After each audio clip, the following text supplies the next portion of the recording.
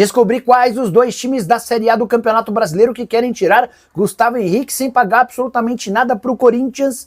Vídeo de hoje do canal do Nicola traz mais detalhes sobre essa história e fala também sobre o Palmeiras, que encaminhou nas últimas horas a venda de um atacante para Evangelos Marinax. Quero te atualizar também sobre John Textor, mais perto de um acordo para a recompra do Botafogo. Para completar, Flamengo convocando reunião do Conselho Deliberativo para aprovação daquele contrato milionário referente ao seu novo patrocinador master. Emboscada contra jogadores do Grêmio, Fábio fazendo história com a camisa do Fluminense, estreia no São Paulo e muito mais. Tudo isso a partir de agora.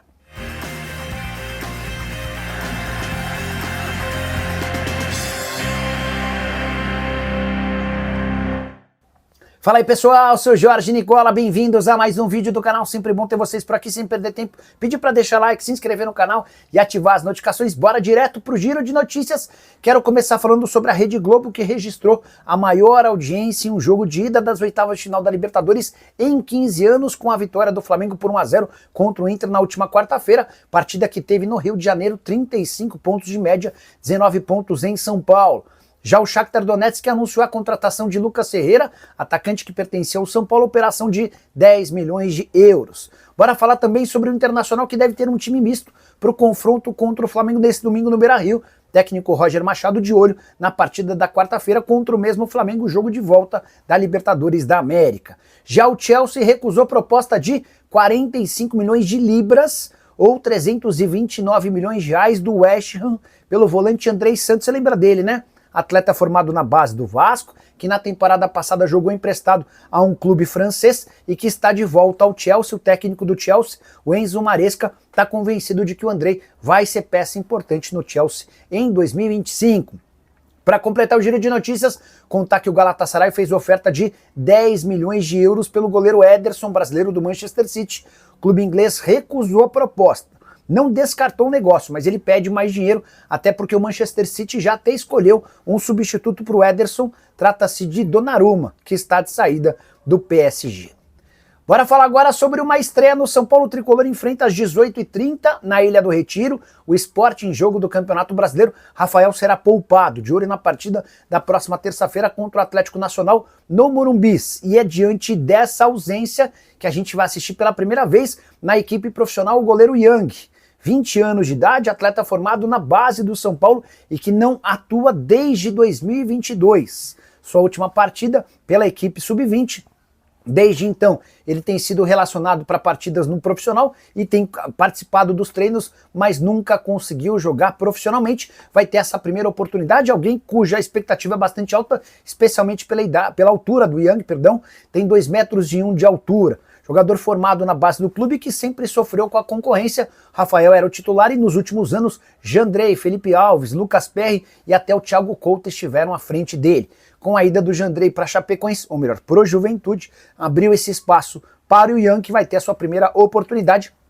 Time do São Paulo contra o Sport bastante diferente do habitual, até porque o tricolor concentra suas forças no jogo da volta das oitavas de final da Libertadores, em que ele precisa vencer o Atlético Nacional por qualquer placar para chegar às quartas de final. Hora de falar sobre o goleiro Fábio fazendo história nesse sábado. O atleta do Fluminense entrou em campo e chegou a 1.390 partidas como profissional, se igualando a Peter Shilton, lenda do futebol inglês, como o atleta que mais jogou futebol no mundo. Nunca na história alguém jogou mais do que 1.390 partidas. Esse recorde vai pertencer ao Fábio de forma isolada no meio da semana, quando o Fluminense recebe o América de Cali, jogo marcado para terça-feira pela Sul-Americana, fase de oitavas de final. Importante contar que o ranking dos 5 atletas que mais jogaram futebol no mundo, pelo menos em partidas, conta com Peter Shilton e Fábio em primeiro, Cristiano Ronaldo é o terceiro com 1.283 jogos, Rogério Ceni o quarto com 1.265, quinta colocação ocupada por Planicla, atleta goleiro que teve 1.187 jogos.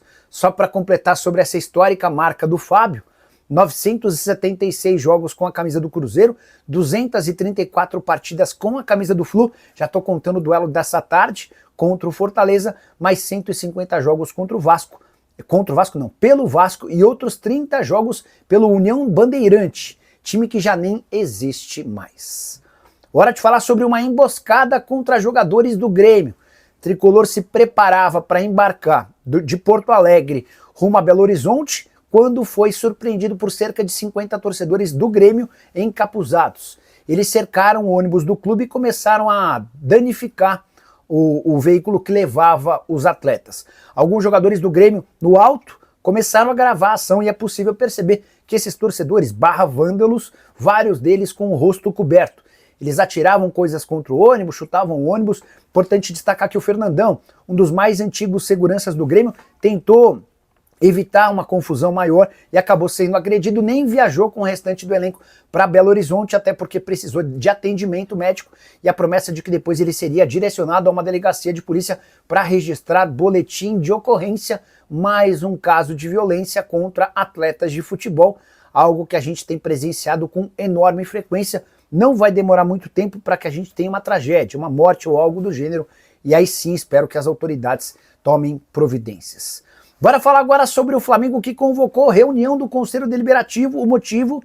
Votar a aprovação do novo e gigante contrato de patrocínio master. Só para contar a ordem cronológica das coisas, durante essa semana, Flamengo e PixBet rescindiram o seu vínculo, que garantia ao Flamengo 115 milhões de reais por ano para que a PixBet estampasse a sua marca no peito da camisa rubro-negra, certo?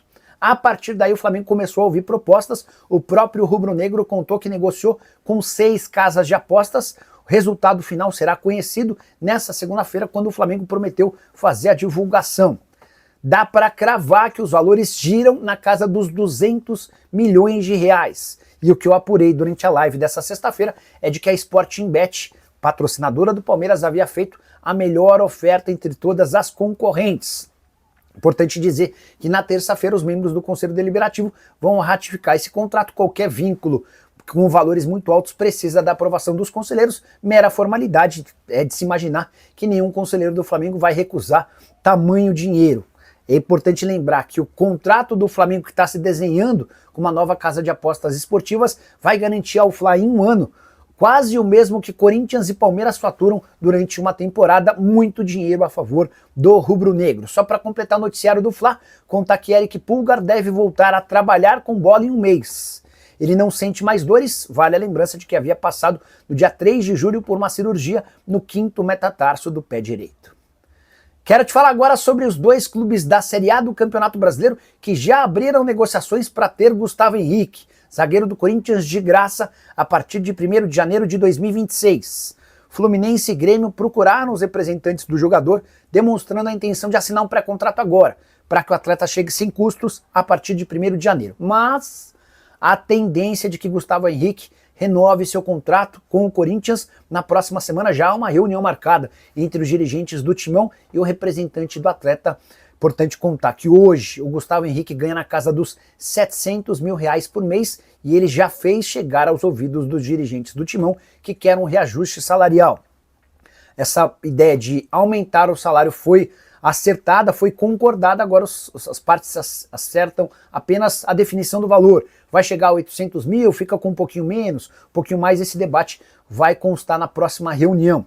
Gustavo Henrique, que é hoje o principal zagueiro do elenco do Corinthians, e o fato de estar livre no mercado, podendo assinar um pré-contrato, é sempre algo perigoso. 16 jogos e 1 gol na temporada, gol marcado justamente na classificação do Corinthians contra o Palmeiras, outro dia no Allianz Parque, vitória super importante que assegurou o Corinthians nas quartas de final. Quero arrematar as informações do Corinthians contando que o Santos Laguna rejeitou a proposta de parcelamento daquela dívida de 33 milhões de reais que causou um transfer ban. O Corinthians havia feito nas últimas horas uma oferta de pagamento à vista de metade desse valor, cerca de 16 milhões e 500 mil reais. O restante seria pago em 6 vezes.